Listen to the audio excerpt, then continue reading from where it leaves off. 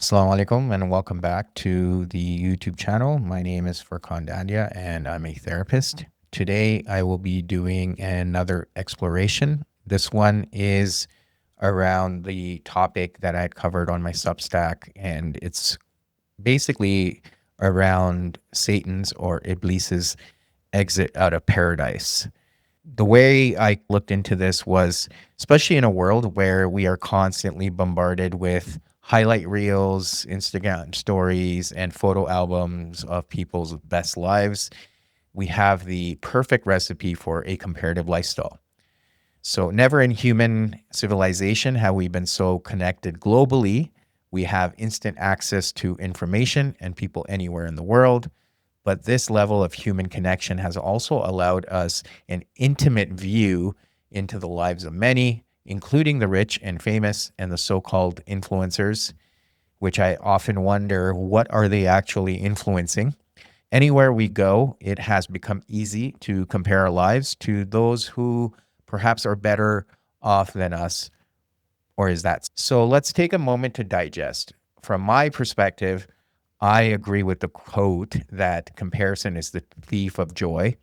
In many cases, we often focus on the great things we see in other people's lives while comparing them to the worst in our lives. The biggest problem is the lack of gratitude we experience when stuck in comparison. The comparison can then lead to other problems.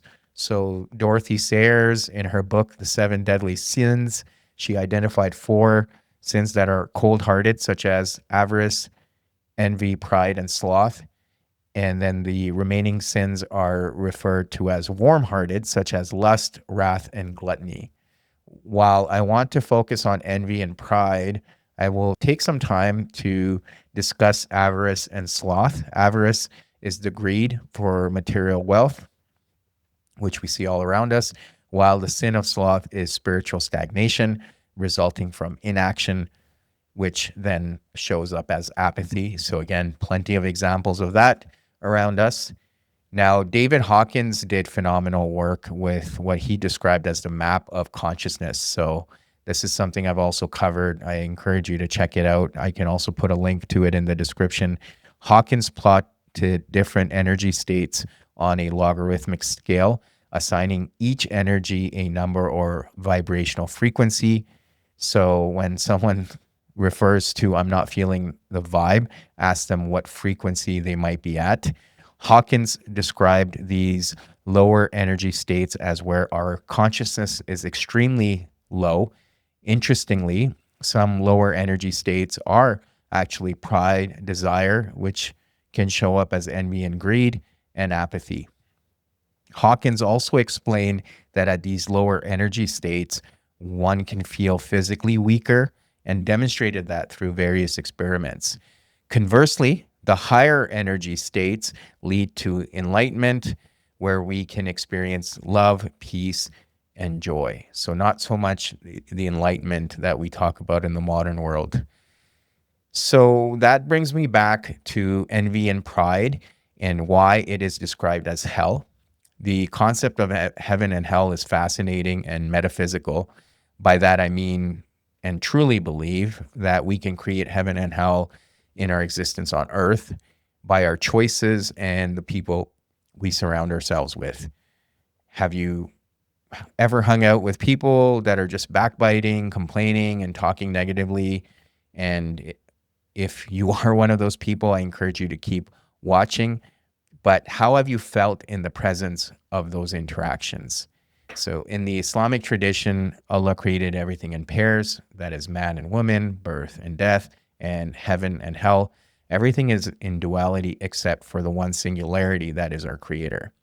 But the sin of pride and envy had Iblis, who was actually in paradise. It got him kicked out of there. When Allah created Adam alayhi salam, Satan was envious and compared Adam alayhi salam to himself.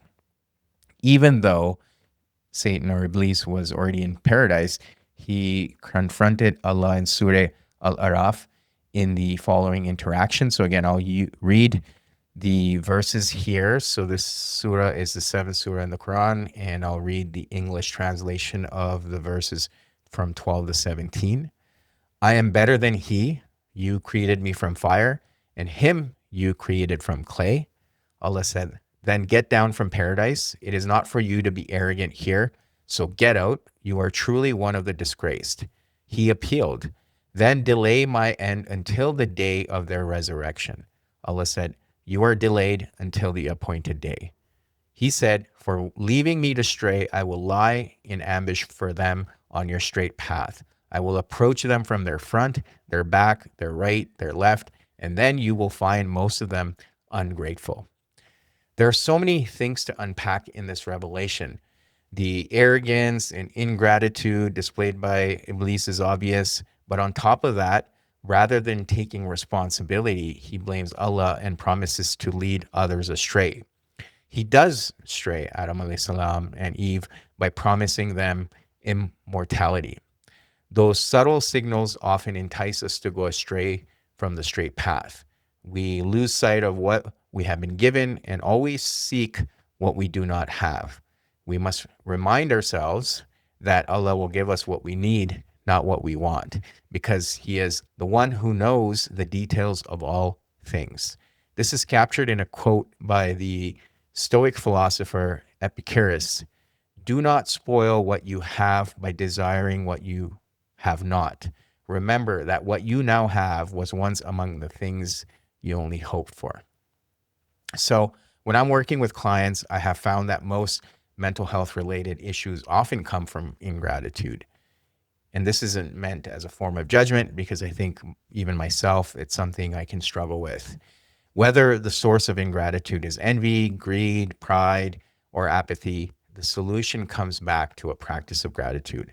Irrespective of one's belief system, all the Eastern philosophies, the major religions, and even the New Age worldviews all stress the importance of gratitude.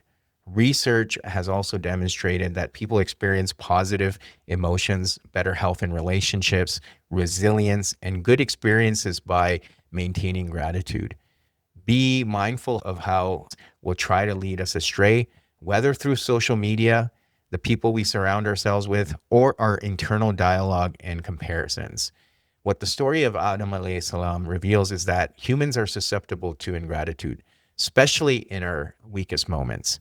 So the actor Denzel Washington, he said once, when the devil comes at you, maybe it's because you are trying to do something right. If you are struggling with gratitude, think about the little things you have around you. Allah has blessed us with all the beautiful miracles, each breath we take, the amazing intricacies of nature around us, a child's laugh, etc. These are all little things that we can focus on. And one of the takeaways I would encourage you to think about is, can you make a list of the things you're grateful for every day? Even if it's 3 things, I encourage you to think about how you can list these things and try to challenge yourself to come up with 3 different things every time you make that list. Be grateful for you have, because it can instantly be gone. Be grateful for the gift of the breath, being on this earth, and having the human experience. Do not live in apathy, envy, pride, and sloth. We all have the innate capacity to love and share it with all of creation, which is why we were put on this earth. And it is our way back to God.